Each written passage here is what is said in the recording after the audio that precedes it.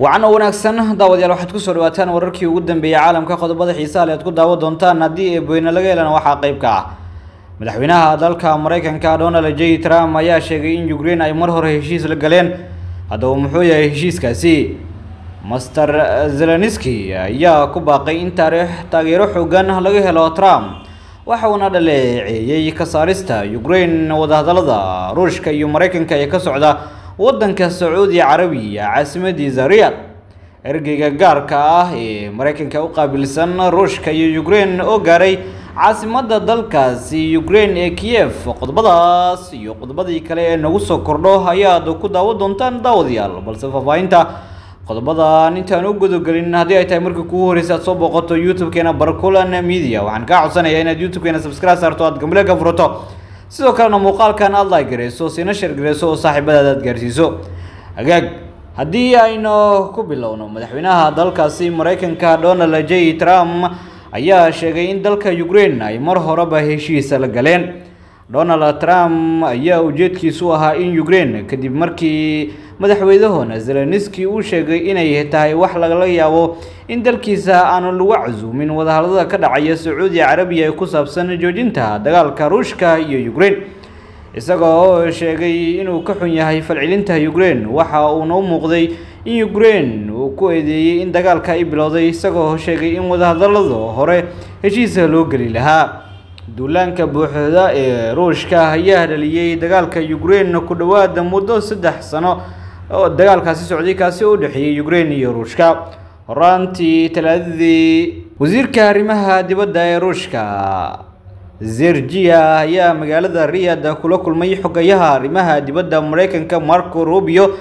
si ay u yeeshaan wadahadal heer sare ah oo ay ka yeeshaan labada dal tan iyo markii duulaanka ay ku soo qadeen waxa uuna heshiiskani in loo magacaabo kooxo bilaabaya wada xaajo toos ah oo dhameystiraya dagaalka u dhaxeeya Ruushka iyo Ukraine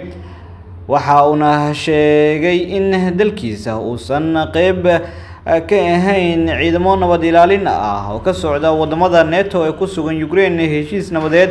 soo jeedinta ayaana lagu soo bandhigay shir ay xubnaha Yurub ee NATO ay ku yeesheen magaalada Paris ee caasimada dalkaasi Faransiiska wadamada NATO ee Yurub oo ay wali ka go'an tahay in Ukraine ay taageeraan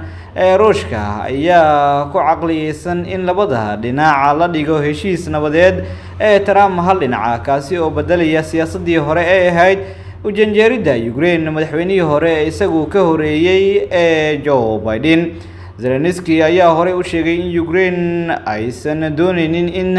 dadkeedu ay go'aan ka gaaraan gadaashooda kadib markii laga saaray wadahadalada Mareykanka iyo Ruushka ee ka socda caasimada dalkaasi Riyadh Zelensky ayaa ku baaqay in taageero xoog laga helo Trump waxa uu dhaleeceen la yaab leh u jeediyay ka saarista Ukraine wadahadalada Mareykanka iyo Ruushka madaxweynaha dalkaasi Ukraine Mr Zelensky ayaa muujiyay rabitaankiisa inuu taageero xooggan ka helo madaxweynaha Mareykanka Donald J Trump isagoo dhanka kale dhaliilay ka saarista Kiev ee wadaxaajoodada lagu soo afjarayo dagaalka ay kula jiraan dalka Ruushka isagoo oo saxafiyiin kula hadlaya garoonka diyaaradaha ee Ankara kadib markii uu kulan aan caadi ahayn uu la yeeshay madaxweynaha dalkaasi Turkiga Recep Tayyip Erdogan waxa uu yiri waxaan jeclaan lahaa in Trump uu na garab istaago inta badan oo kamid ah labada xisbi ee Jamhuuriyadda Dimuqraadiga ah ayaana taageeraysa ma doonayno inaan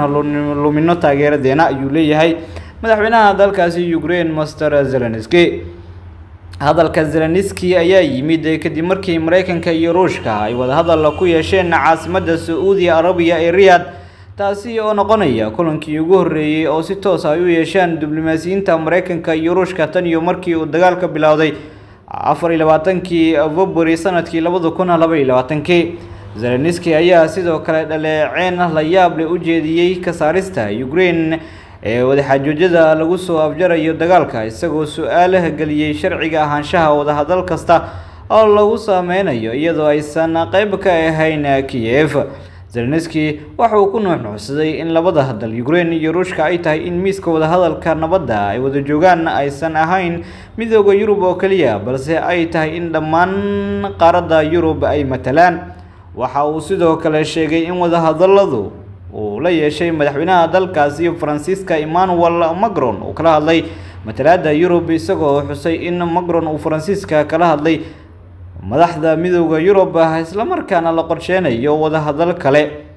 Waa hagaag daawadayaal wili waxa daawanaysaan wararkii ugu dambeeyay caalamka balse haddii aynu eegno ergeyga gaarka ah ee Mareykanka u qaabilsan arrimaha Ukraine oo gaaray caasimadda dalkaasi Ukraine ee Kiev. Ergeyga gaarka ah ee Mareykanka u qaabilsan Ruushka ayaa gaaray caasimadda dalkaasi Ukraine ee Kiev sida ay ku soo waramayso warbaahinta gudaha ee maxalliga ah. Madaxweynaha Ukraine Zelensky ayaa ku dhawaaqay booqashada isagoo sheegay inuu qorsheynayo ilaa inuu isu joogo Kiev ilaa iyo toddobaadka nagu soo foodle. Marka laga soo tago Zelensky, ergeyga gaarka ah ee Mareykanka ayaa lagu wadaa inuu kulmo gaar ah la yeesho wasiirka gaashaandhigga iyo taliyaha guud ee ciidamada Ukraine waxaana laga yaabaa in wada hadal uu la yeesho taliyaha sirdoonka militariga ee dalkaasi Ukraine. Booqashadani ayaa daba socota wada hadaladii Talaadadii Sacuudi ku dhaxmaray Ruushka iyo Mareykanka kaasi oo ay ka mid ahayn sidii loo soo afjari lahaa dagaalka Ruushka iyo Ukraine oo 3 sano ku dhow halkaasi ka socday. Waxa kale oo ku soo beegmay hadaladii dhaleecin ahaa ee madaxweynaha Mareykanka Mr. Trump oo ku saabsanaa Zelensky iyo Ukraine oo iska caabiyay hadaladii Trump ee ahaa inay helayaan hantida macdanta Ukraine si ay taageero dadka kale ugu helaan. Waa hagaag daawadayaal intaas ayaan ku soo koobaynaa wararkii ugu dambeeyay caalamka balse haddii aad nala soo gaartay dhamaadka qodobbadan waxaan mar labaad ka codsanayaa inaad YouTube-keena Barkulan Media subscribe saarto muuqaalkan aad like gareyso si saaxiibo badan u gaaro.